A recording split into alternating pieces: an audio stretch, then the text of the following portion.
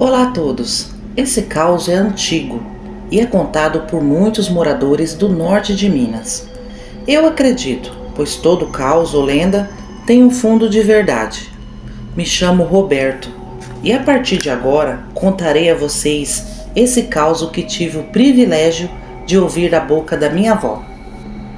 O ano era 1984 e Dona Geralda foi convidada para trabalhar numa fazenda lá perto da Panavite. Ela já tinha o costume de trabalhar cozinhando nas fazendas e nos sítios. Levou seu único filho pequeno, pois não tinha com quem deixá-lo. Chegaram no final da tarde e ela foi acertar os últimos detalhes na cozinha. Seu filhinho foi passear com o primo, que já trabalhava por ali, e foi quem arrumou a vaga para sua tia, a Dona Geralda. Era uma região rural, com riacho, que passava no fundo da fazenda. Tinha muito peixe e os primos foram pescar. O lugar era perigoso, pois tinha um poço soterrado perto do rio e tinha que andar esperto para não cair nele. O patrão foi falando para Dona Geralda para quem ela tinha que cozinhar, que eram os vaqueiros, os empregados da roça, os tratoristas e outros. Bom, trabalhando por dias seguidos, ela foi gostando do lugar, pois era bem calmo e tranquilo, e não havia pressão sobre ela. No fim de semana, os solteiros iam para a cidade, e os casados iam para uma vila ali perto fazer compras. Praticamente todo fim de semana a fazenda ficava sozinha, com apenas 3 ou 4 empregados. Um dos vaqueiros saiu de sua casa, que ficava ali mesmo em torno da fazenda. Deixou a esposa sozinha, pois foi levar uma boiada no município, num povoado distante. Ele passou o dia todo lá cuidando da boiada, fazendo as entregas. Só voltaria no final da noite. Naquela época era muito comum os animais viajarem caminhando, e não de caminhão, como passou a ser comum algum tempo depois. Dona Geralda, que era mãe solteira e vivia com seu filho, foi para a cidade também, pois era fim de mês e ela precisava cuidar de sua casinha, que ficava fechada na cidade durante sua ausência. Sendo assim, os empregados saíram, ficando apenas um vaqueiro, pois o leite tinha que ser tirado todo dia. Mesmo assim, o vaqueiro era da gandaia e costumava chegar altas horas, caindo de bêbado. Esqueci de mencionar que havia várias casinhas para os empregados em torno da fazenda. Chegava a formar quase uma vila. Eles moravam de graça durante o período que estavam trabalhando nessa fazenda. A esposa do assistente do vaqueiro ficou na fazenda aquele fim de semana, cuidando de tudo. Só ficou ela de mulher por ali. Ela passou o dia inteiro cuidando das coisas, deu comida para os porcos, limpou a casa e no final do dia ela estava cuidando da horta. Já era por volta de umas 5:30 da tarde, quando já estava se aproximando da escuridão da noite. Ela ouviu barulhos de galhas e mato seco se quebrando. É muito comum em fazenda, e ali não era diferente. Então, escutar um ou outro ruído aqui e acolá era comum. Às vezes era apenas as vacas encostando na cerca do curral. Ali cuidando das hortaliças na horta, ela escutou de fato alguns ruídos diferentes, mas achou que se tratava apenas daqueles barulhos habituais do dia a dia. Ela chegou a ouvir uma respiração forte e por um breve momento teve a sensação de estar sendo observada, mas não levou a sério, poderia ser qualquer animal da mata. Na manhã do dia seguinte, o vaqueiro chegou bem cedinho vindo da gandaia, e ele foi direto para o curral tirar o leite, pois a entrega era até às 9 da manhã sem falta. Em certa hora, um dos empregados que não havia ido para a cidade foi até o curral bater um papo com ele e perguntou se tinha alguma mulher na cozinha para servir um café. O vaqueiro disse que tinha uma mulher lá substituindo Dona Geralda, que havia ido para a cidade. Então aquele empregado foi até lá para ver se conseguia um cafezinho e um bolo de milho. Ele chamou 2 vezes e ninguém atendeu. Ele foi até a porta do fundo e ela estava aberta. Ele chamou novamente, mas sem sucesso. Voltou até o curral e falou para o vaqueiro que não tinha ninguém lá. Talvez a mulher tivesse saído para algum lugar. Mas o vaqueiro falou que normalmente naquele horário devia ter sim uma cozinheira lá. Mas assim que o vaqueiro finalizou o serviço, colocando as leiteiras na carroça e levando até o ponto onde o caminhão passava recolhendo, ele e o outro empregado foram até a cozinha tomar o café. Chegando lá, eles já foram chamando, mas ninguém respondia. Entraram e olharam tudo, e realmente a cozinha estava abandonada. O que eles estranharam não foi nem o fato da cozinheira não estar ali. Afinal de contas, as pessoas saem. Mas o que eles acharam realmente esquisito foi que as portas estavam abertas e tinha uma panela no fogo com água. Voltando para o curral, passaram perto da horta e deram uma olhada. Foi onde encontraram o corpo da mulher sem a cabeça, jogado perto do canteiro de couves. Havia sangue para todo lado, um fedor insuportável de carniça, uma grande quantidade de pelos, pisadas no meio dos canteiros e hortaliças esmagadas. O desespero foi grande, porém não havia como pedir ajuda, porque na fazenda não tinha telefone. Naquela época, o telefone mais próximo ficava a 1 légua de distância. Mesmo assim, o vaqueiro abandonou tudo e foi no seu cavalo atrás desse telefone, pois era um caso de extrema urgência. Na fazenda deixou outro empregado cuidando da cena do crime.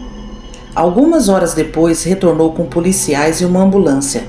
Alguns já haviam retornado para a fazenda e, perplexos, se perguntavam o que tinha acontecido com aquela pobre mulher, companheira de trabalho.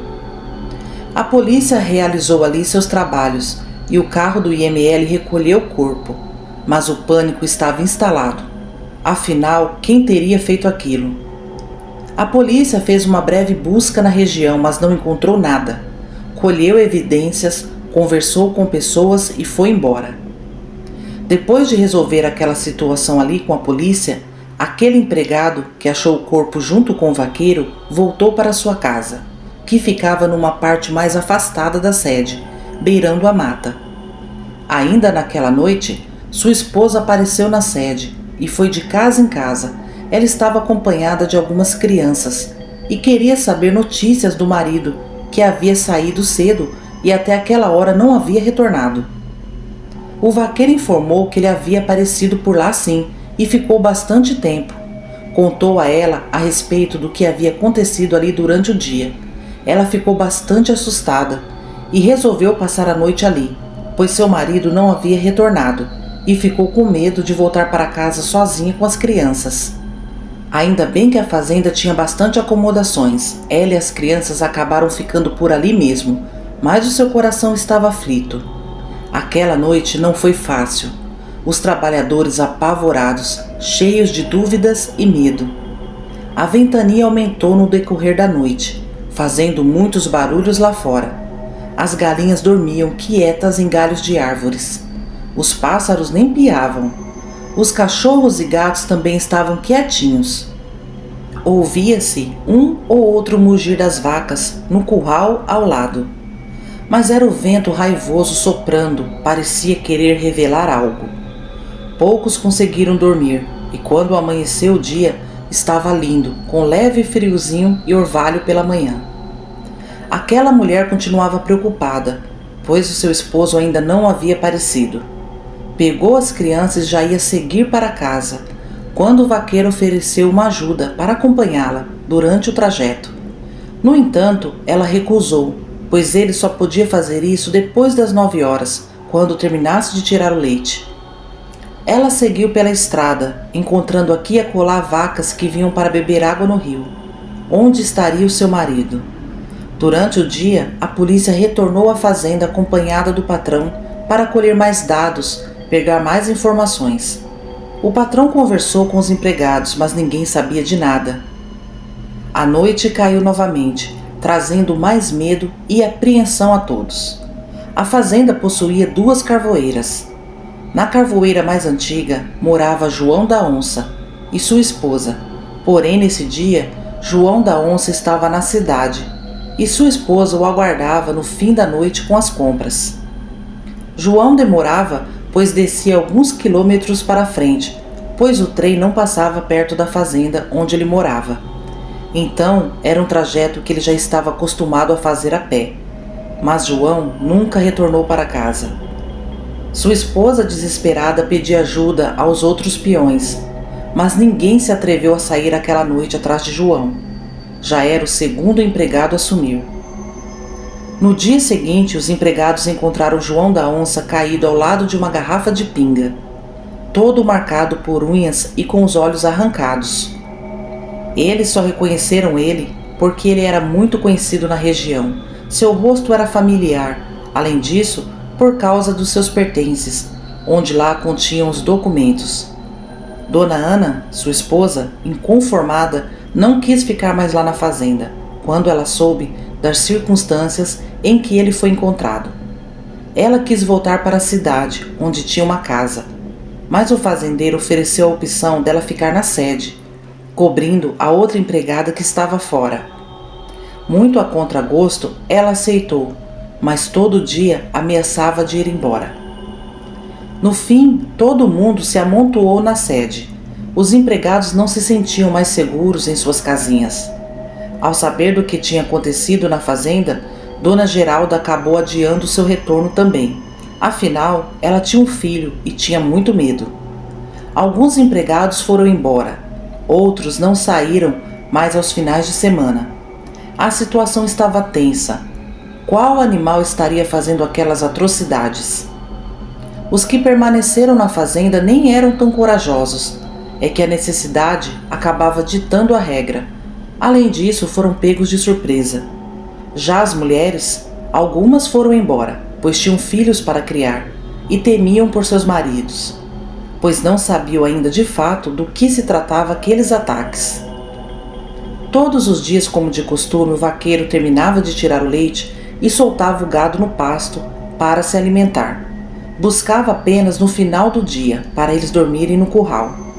Certo dia, ele foi fazer esse trabalho de buscar o gado. Veio trazendo tudo. No entanto, uma vaca não queria vir. Ela ficava rodando e assoprando, e olhava para certa direção. Ele estranhou que ela estava sem o bezerro, e com a experiência no ramo, ele sabia que ela não sairia dali sem o seu bezerro. Xingando, ele entrou na mata na direção de onde ela olhava, para ver o que estava acontecendo. Havia 2 moitas de mato bem alto, e bem perto outro poço abandonado. Logo ele imaginou que o bezerro estaria ali dentro, e foi observar. Enquanto ele olhava para o interior do poço, tentando ver alguma coisa naquela escuridão, ele levou um sopapo forte na nuca e caiu dentro do poço. As demais vacas correram, ficando apenas a mãe do bezerro, que continuava desesperada e mugia muito brava, rodando em círculos procurando seu bezerro. Nisso, uma criatura saiu de trás da moita e correu em direção à vaca. No entanto, ela tinha chifres grandes e afiados. Acertou o peito daquela criatura horrenda. O bicho, desesperado, se refugiou na mata, deixando para trás uma trilha de sangue. O bezerro começou a berrar. A criatura atacava o pobre, mas foi surpreendido novamente pela vaca, que, muito valente, deu-lhe outra chifrada pelas costas, empurrando ele com moita e tudo. Não se mexe com uma mãe enfurecida, não é?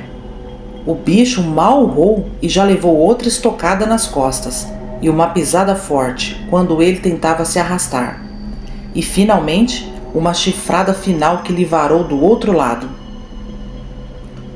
Ouvindo toda aquela bagunça e os gritos de socorro do vaqueiro que ecoavam de dentro do poço, os poucos peões que ainda restavam se armaram de foices e facões e foram ver que diabos era aquilo.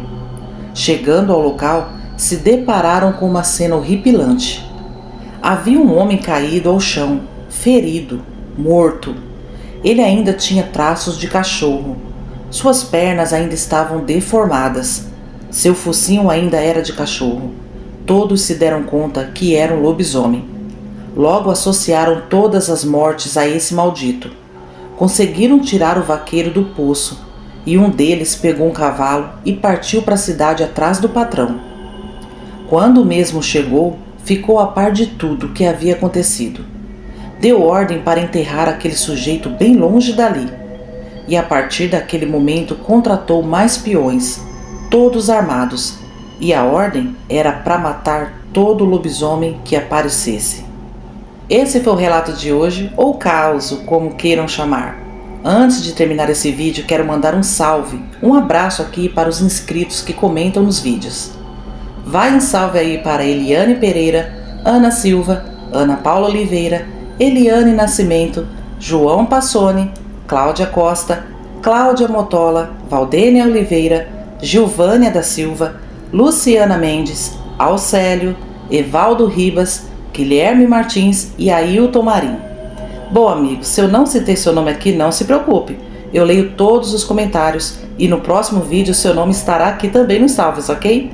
Um grande abraço a todos vocês, família Uivos. Até sexta-feira!